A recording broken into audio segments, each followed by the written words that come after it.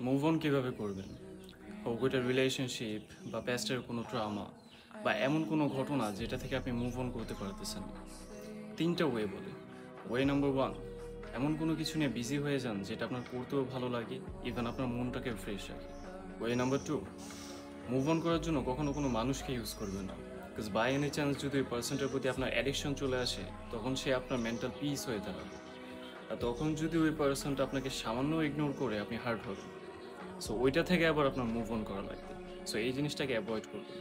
Last one, এমন কোনো কিছু করার ট্রাই করতে পারেন যেটা আপনার লাইফে একটা অ্যাডিকশন তৈরি করবে। আপনি নামাজ না পড়ে থাকলে নামাজ পড়তে পারেন, আর জিম জয়েন করতে পারেন।